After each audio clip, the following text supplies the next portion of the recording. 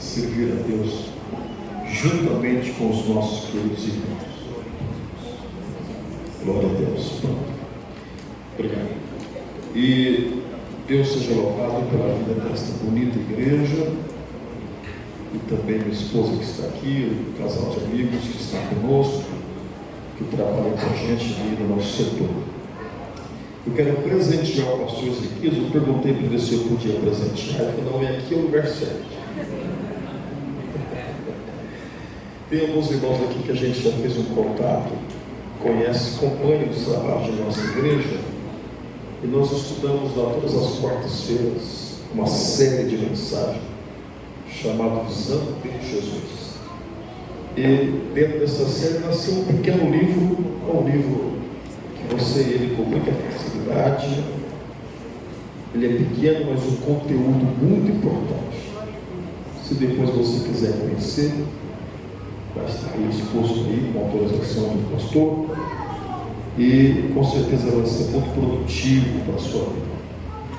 Eu presentear meu amigo então, e depois do Joaninho, tem que dar o seu também. Depois para ele lá, né? Depois a gente recebe vocês dois juntos. Certo? Vocês dividem vocês dois depois? Obrigado, pastor. Depois eu dou uma assinatura assim. Meus amados, vamos abrir a nossa Bíblia no livro que recebe o nome de Marcos. Eu vou falar um pouquinho esta noite, com a ajuda de Deus, sempre sobre os efeitos da ressurreição. Diga comigo: efeitos da ressurreição. Evangelho de Jesus, segundo escreveu Marcos, capítulo de número 16, e vamos ler o versículo de número 15. Capítulo 16, versículo 15. Os irmãos encontraram? Pode dizer amém? Amém. E disse-lhes: ide por todo o mundo e pregai o Evangelho a toda criatura. Você pode dizer amém? Amém. Queridos, o texto do capítulo 16 de Marcos nos traz alguns conteúdos para diversas aplicações, e naturalmente o versículo que lemos é um dos mais conhecidos, por estar inserido no contexto da evangelização. Toda vez que quiser trocar, pode vir trocar. Você sabe qual é o melhor, né? E dificilmente falarmos da evangelização, esse aqui está melhor mesmo. Falarmos da evangelização e falarmos, se tivesse um pedestal, tem, é fácil. Se tiver fácil. É difícil, pode chamar. Falarmos da evangelização, vou desmontar isso aí, não precisa não, pode deixar isso aqui que eu dou um jeito aqui. Falarmos da evangelização e falarmos da obra missionária sem citarmos esse versículo. Então ele é um versículo, digamos que faz parte do nosso credo, da nossa estrutura, da nossa coluna evangelística, o ide por todo mundo. Mas o texto também tem outros direcionamentos, e com certeza traz algumas lições para nós em relação à ressurreição de Jesus, é onde eu quero pensar com os irmãos esta noite. E o interessante, que eu acho que vale a pena ressaltar, ainda em tempo, que daria até para a gente dizer da importância da mulher na ressurreição de Jesus, tendo em vista o dia das nossas mulheres, das nossas irmãs. como foi fundamental a participação das mulheres. Isso eu li de rápido, Marcos.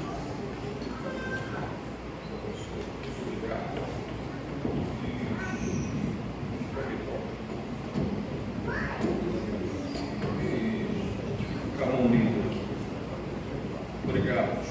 Muito obrigado. Então, igreja, irmãos, pastores, obreiros, as mulheres, elas tiveram um papel fundamental no ministério de Jesus. E principalmente no contexto da ressurreição. Então presta atenção. Olha o que essas mulheres fazem. Jesus morre na sexta-feira, né? É uma semana de julgamento, de perseguição intensa. Jesus morre na sexta-feira à tarde.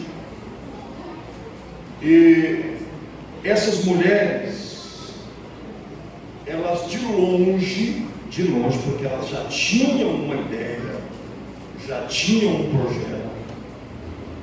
Então, de longe, elas acompanham o sepultamento de Jesus, porque elas já tinham em mente em retornar lá. Então, qual era a ideia dessas mulheres? De acompanhar o sepultamento de Jesus na sexta-feira. Era saber onde Jesus ia ser sepultado. Essa era a ideia. Ok. Aí o versículo 1 do capítulo 16 diz assim: e passou o sábado. Passou o sábado. O que essas mulheres fazem? Quem é essas mulheres? Maria Madalena, Salomé e Maria, mãe de Tiago. O que essas mulheres benevolentes, devotas, fiéis ao ministério de Jesus fizeram? Elas fizeram o seguinte: a Bíblia diz que elas compraram aromas para ungir o corpo de Jesus. Então elas tinham um plano. Qual era o plano? Visitar o túmulo de Jesus e ungir o seu corpo. Até porque, enquanto Jesus estava sendo sepultado, elas não poderiam ter acesso e nenhuma aproximação. Então elas compram esse aroma. Interessante. O que elas fazem? Elas programam, elas se combinam de levantar no domingo bem de manhãzinho.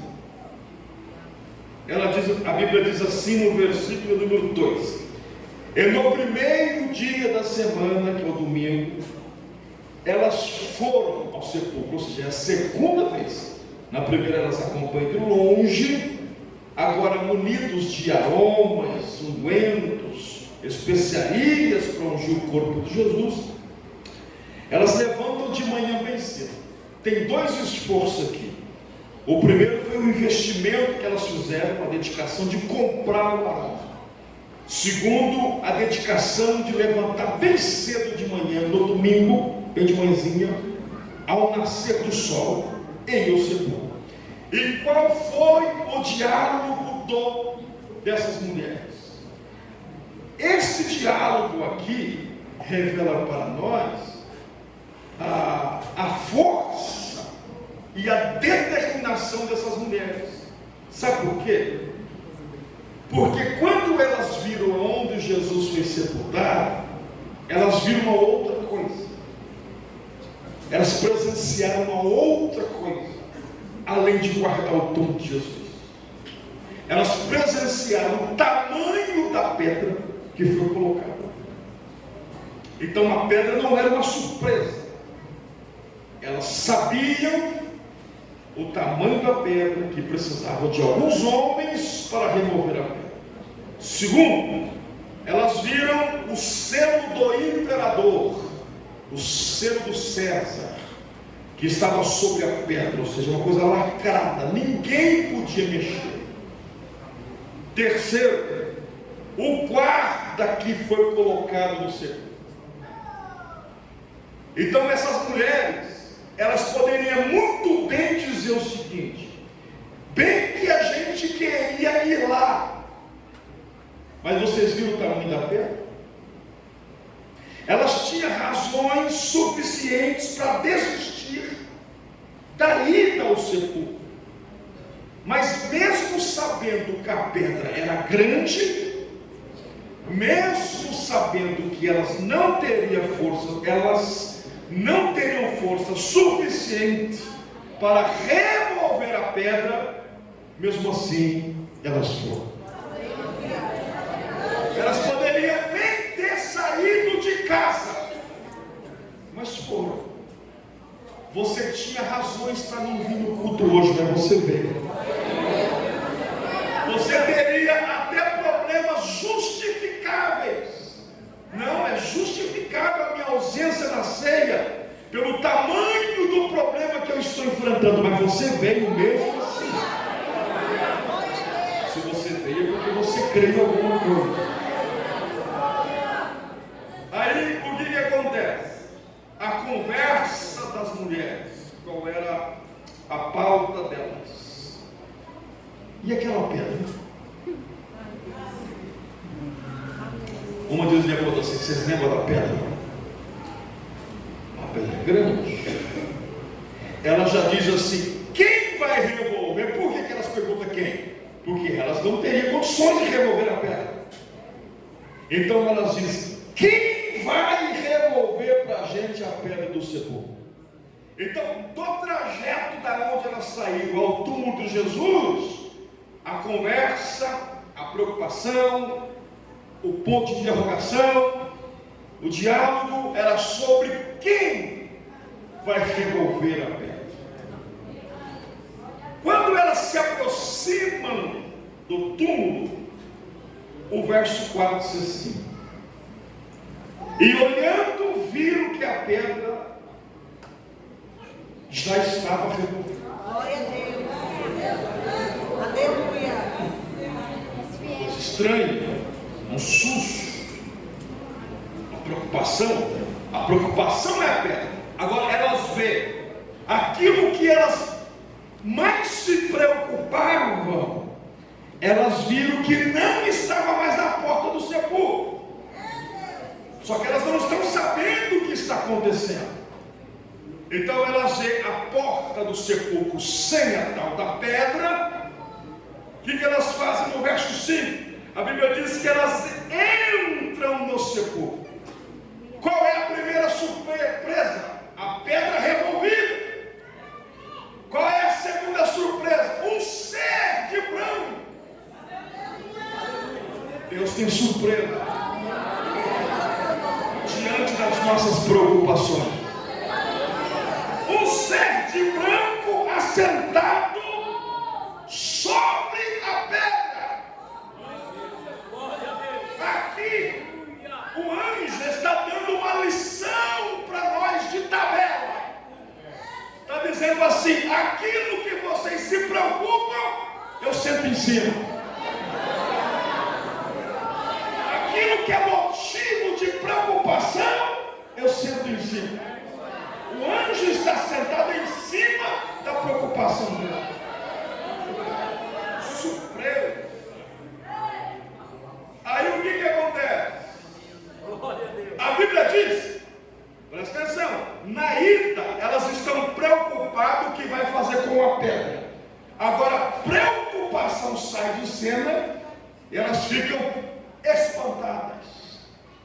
A Bíblia diz que elas estão espantadas.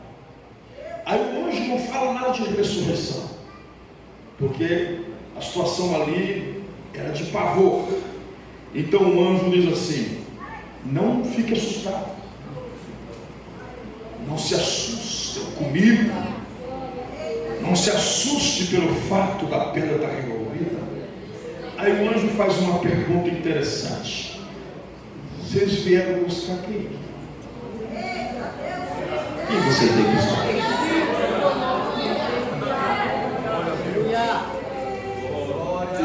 fala assim: vocês vêm buscar Jesus. Ele dá 3 referências. Jesus, e diz assim: o Nazareno, que foi criado lá em Nazaré, é este, o que foi crucificado, é esse que vocês vieram com esses negócios na mão para ungir. E o anjo, ele não diz que Jesus simplesmente ressuscitou. Aqui está o mais interessante. O anjo não diz simplesmente assim: não, ele ressuscitou. Não, ficaria muito vago dizer isso. Então o anjo fala assim: já.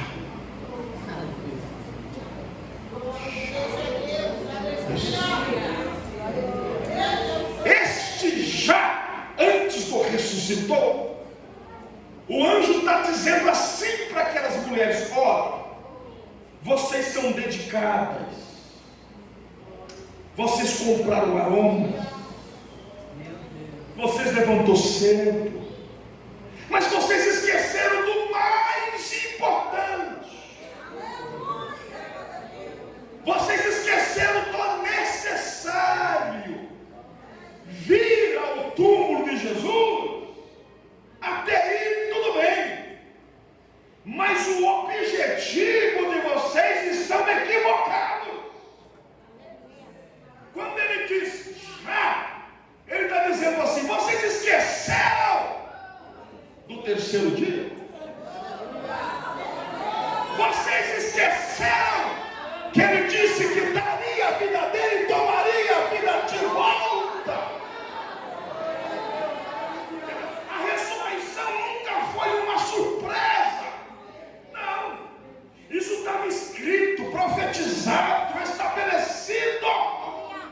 Então o anjo está dizendo assim: vocês deveriam vir aqui em busca de um Cristo vivo. Vocês deveriam vir aqui conferir o túmulo vazio e não ungir um corpo de um defunto. O que você veio fazer aqui esta noite? O que você veio fazer nesta ceia esta noite? Qual é a sua intenção de estar aqui esta noite? Qual é a sua motivação de estar aqui esta noite? Se você veio celebrar a morte de alguém, você está no lugar errado. Agora, se você incluir a ressurreição nisso aí, você está no lugar certo. Aqui é o lugar do Cristo vivo.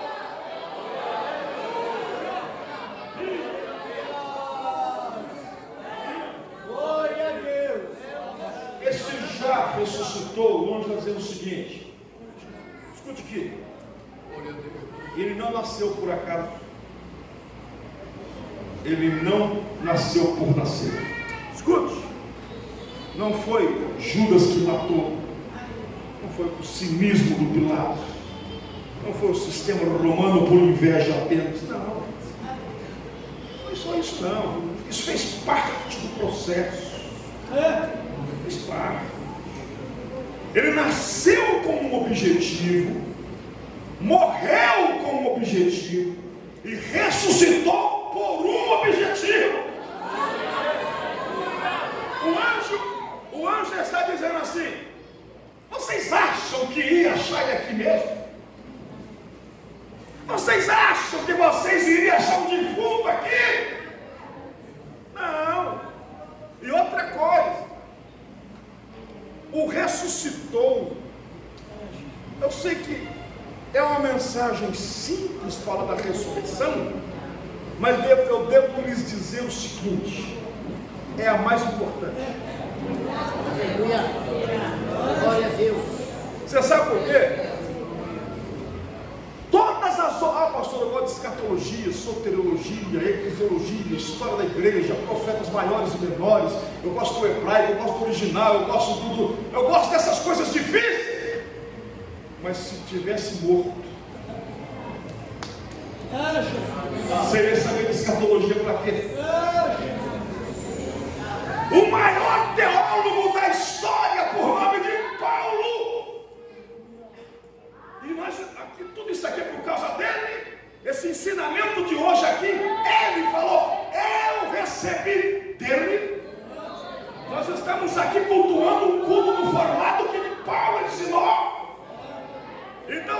maior teólogo, o maior apóstolo, o bandeirante da igreja, o maior do cristianismo, depois de Jesus, ele disse o seguinte: se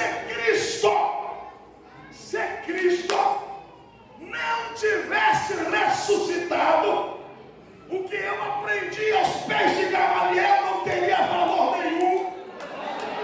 O evangelho que eu prego não teria significado, era tudo mentira.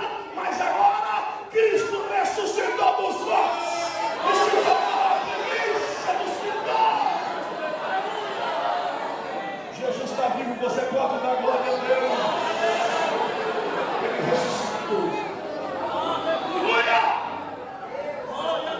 Tudo vai ter significado e importância. Aleluia, Jesus. Glória a Deus. Porque ele ressuscitou. Aleluia. Muito bem. Glória a Deus. Eu acho mais Aleluia. interessante é a inteligência de Jesus. É porque Jesus não tem inteligência, ele é a própria.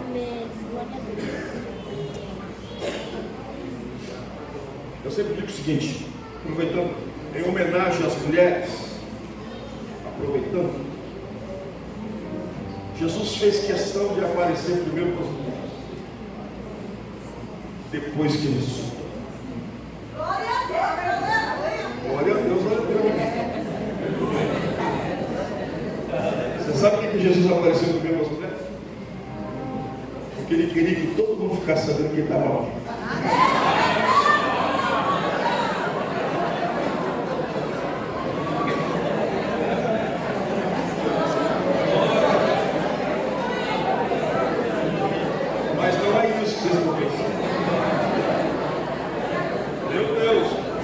Hoje na cadeia, o pastor é essa sua missão. O pastor humilhou as mulheres.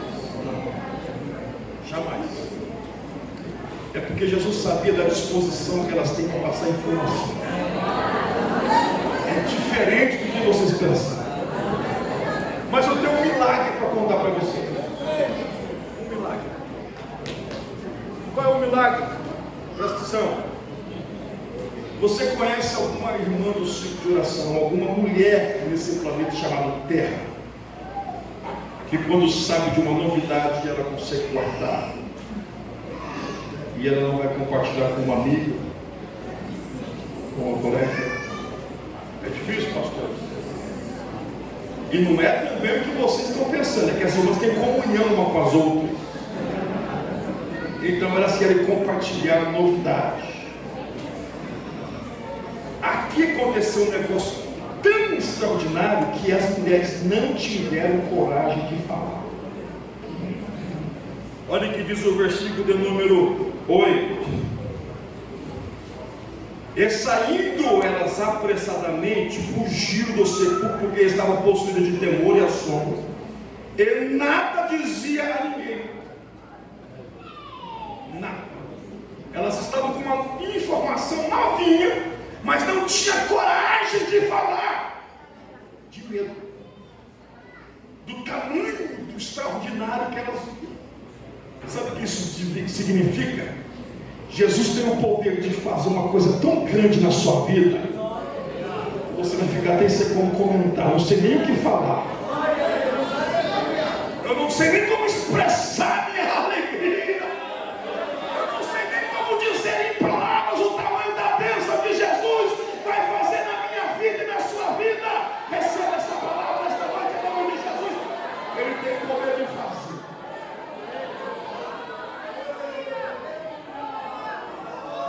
Agora, o cenário muda um pouco, porque agora é o próprio Jesus, não é mais um anjo. O verso 9 diz que Jesus ressuscitou na manhã do primeiro dia, comigo. Ele vai aparecer agora para uma mulher, com o nome de Maria Madalena, da qual eu tinha expulsado alguns demônios. Agora, deixa eu dizer uma coisa, ser bem sincero aos meus pares que estão aqui, aos obreiros da casa de Deus. O que seria da igreja sem os homens, sem os obreiros? Mas vou falar uma coisa: as mulheres nos dão uma lição de determinação, de coragem, que elas colocam alguns homens no bolso do outro. Nesse texto registra isso de mulheres. Sabe por quê? Tudo bem que as mulheres foram ao túmulo de Jesus com objetivos equivocados, mas pelo menos foram. Aonde estava a diretoria de Jesus?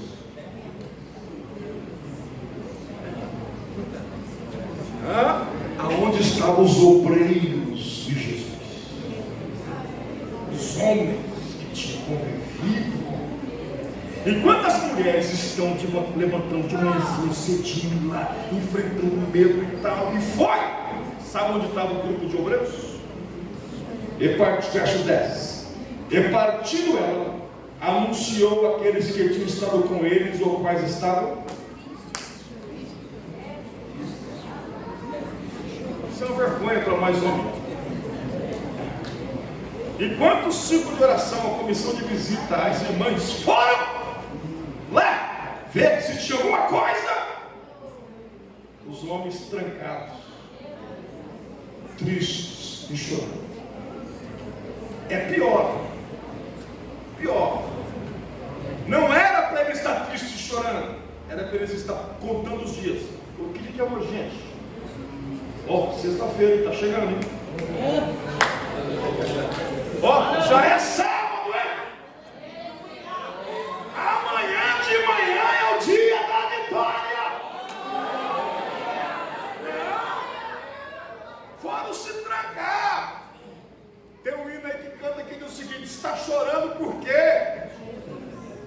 Tem gente que fica chorando sem necessidade.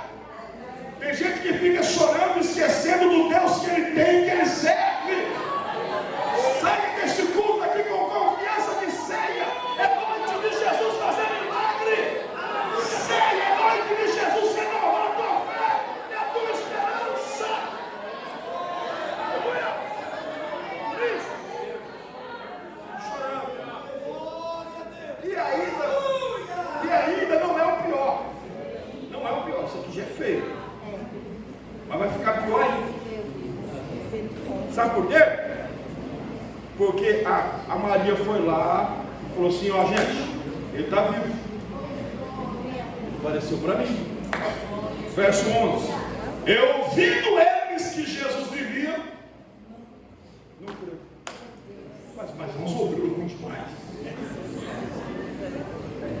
Mas aí, se vocês acham que no século 21 existe alguns machismos, é porque vocês não esqueceram o tempo que Jesus veio. E esse negócio de honrar a mulher não é partido político que começou isso, não. Quem começou com isso foi Jesus. Sabe se começou agora? Esse movimento. Não. Lá atrás, quem começou a honrar as mulheres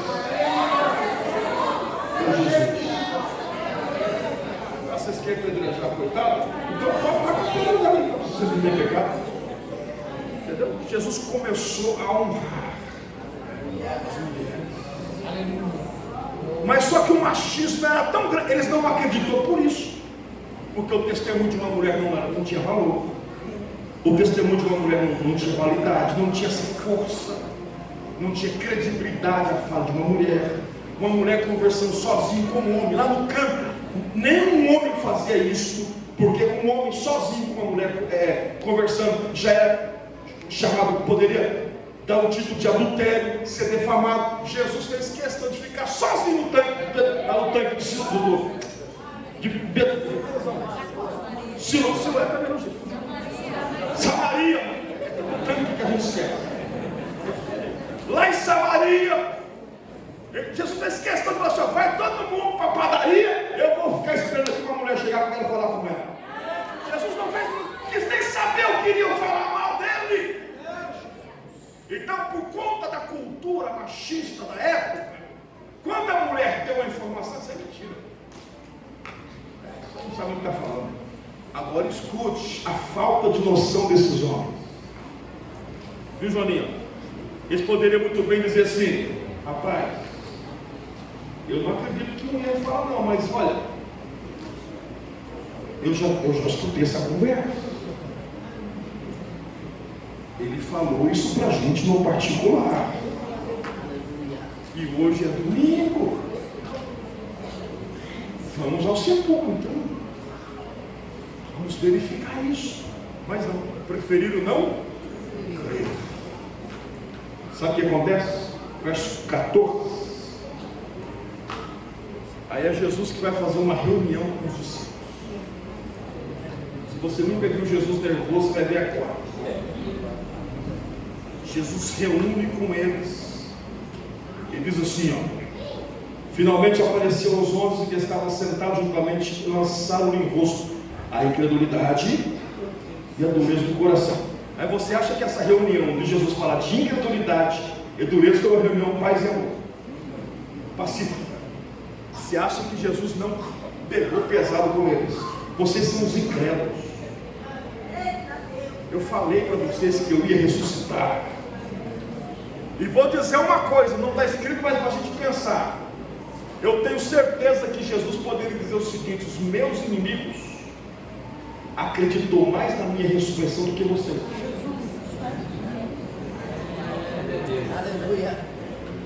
Só para nós aqui, os nossos inimigos é os que mais acreditam em nós.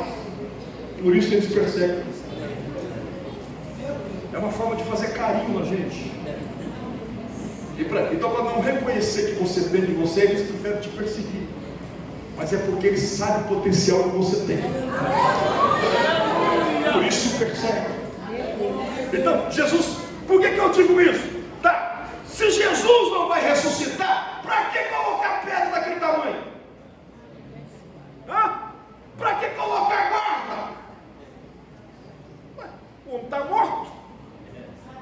De tabela, eles estão dizendo: olha, gente, vamos guardar, porque vai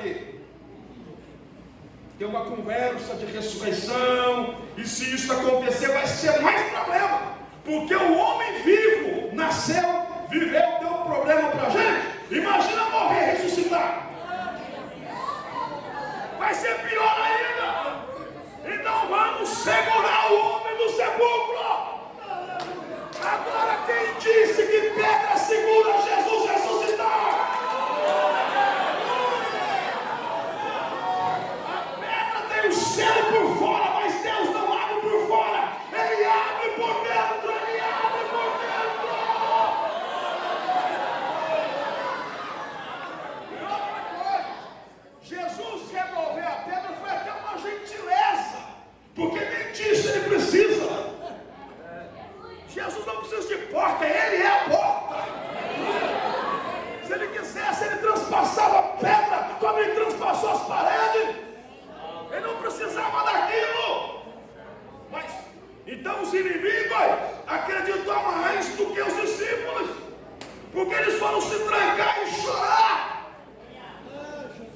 E para começar a encerrar, eu penso que quando alguém, um chefe, um pastor, um líder, está chamando a atenção da gente, um pai, uma mãe, uma avó, um tio, um diácono, não seja quem for, alguém está nos chamando a atenção, automaticamente a gente baixa a cabeça. Quem tem educação, é claro, e fica pensando assim: mas que é? Eu penso que se falava assim: por que não fomos acreditar naquela Mariazinha? Agora acabou tudo isso. Agora o nosso ministério terminou. Tem várias mães aqui, várias avós. E eu sempre digo o seguinte, que quando uma mãe está corrigindo um filho, mãe é uma coisa tão preciosa que a gente tem, que mãe, além de ser uma voz profética naturalmente, a mãe sempre tem uma carta na mão de falar. E no final a mamãe fala assim: e tem mais uma coisa.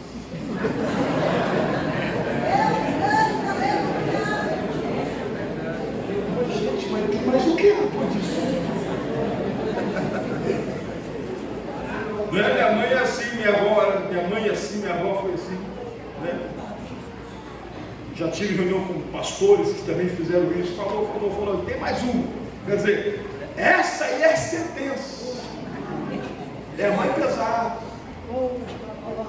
Então parece que eu vejo Jesus falando da incredulidade, da dureza do coração. E no final Jesus fala assim, tem mais uma coisa. Aí eles tremem e dizem agora, acabou. Jesus diz assim, ide.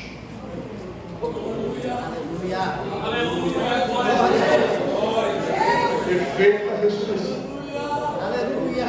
Ide por todo mundo e para cá. Como bom,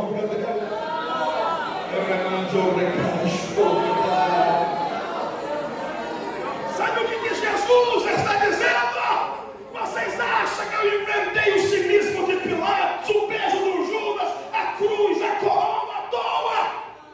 Você acha que eu vim a este mundo à toa? Não!